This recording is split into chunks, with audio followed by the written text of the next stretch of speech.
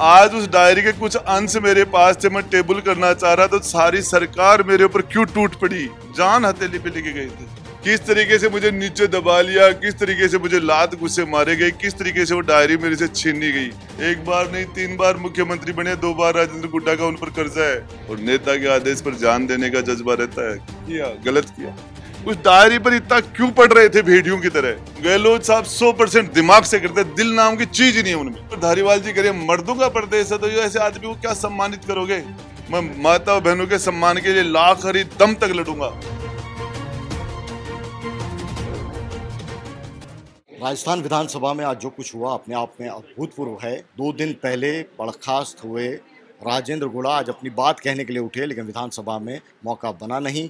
CP Joshi ने उन्हें रोकने की कोशिश की। इसके बाद जो कुछ घटनाक्रम हुआ उस सबके सामने और उस पूरे घटनाक्रम पर अपनी नज़र से बात करने के लिए राजेंद्र गुड़ा हमारे साथ में मौजूद हैं।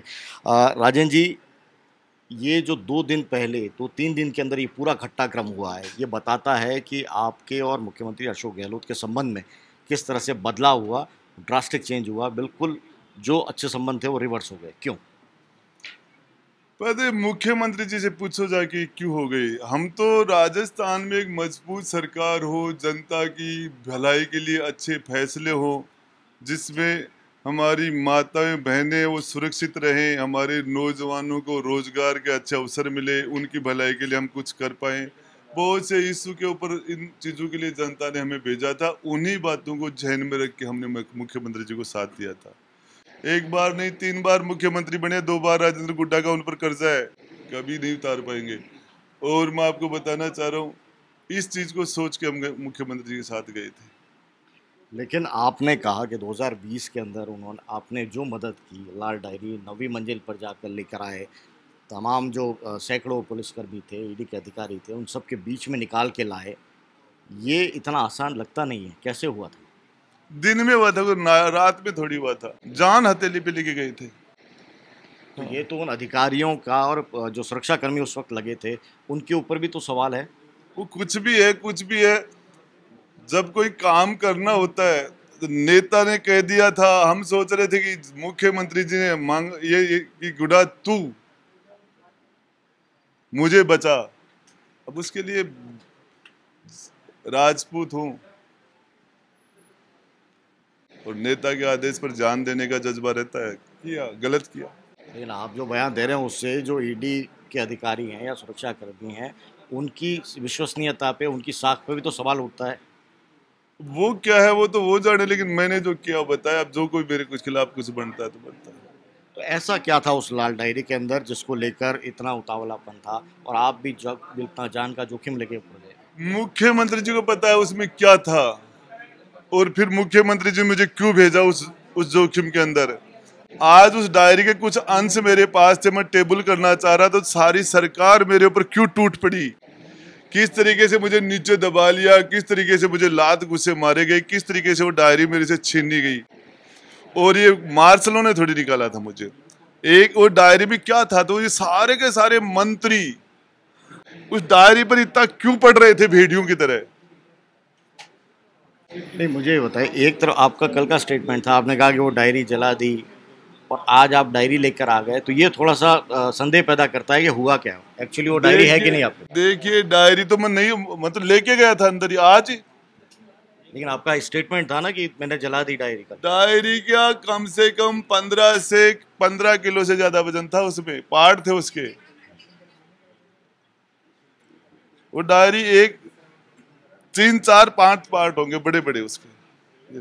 तो अब ये आप लगातार ये पॉलिटिकल स्टेटमेंट दे रहे हैं या वो सबूत है वो सामने भी रखेंगे जो आप आरोप लगा रहे हैं? क्योंकि आपने कहा कि राजेंद्र गुड़ा है, राजपूत हैं, अपनी बात है वो रखते हैं, तो आपकी बात है वो केवल पॉलिटिकल बयानबाजी ना मानी जाए, उसके पीछे आपके पास क्या एविडेंस है और कब रखेंगे सामने? मैं तो उसको टेबल करने के लिए गया था। पॉलिटिकल बात कहाँ से है, मैं तो टेबल कर रहा था उसको।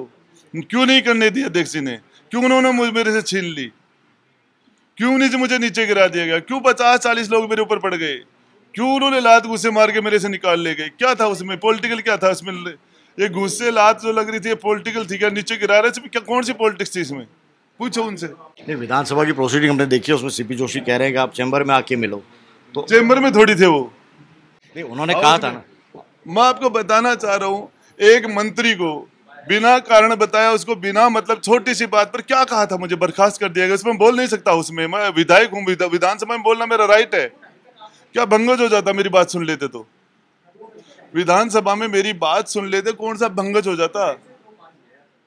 मंत्री के रूप में आदमी नहीं बोल सकता, बहुत सी पाबंदियां, लेकिन विधायक के रूप में मैं आजाद था, मैं मेरी बात बोल सकता था, मुझे क्यों नहीं बोलने दिया गया? अब आगे की राह क्या है? यहाँ तक तो पूरा घटनाक्रम जिस रूप में हुआ, एक तो ये कि अब उस लाल डायरी विधानसभा में जो टेबल नहीं हो पाई आपके आपके कहे अनुसार, अब उसका क्या आप करने वाले हैं? देखिए, आपको बता दूं, राव शेखा का वंशज हूं। 3 पीढ़ियां एक महिला के सम्मान के लिए हमारी एक साथ कट गई थी।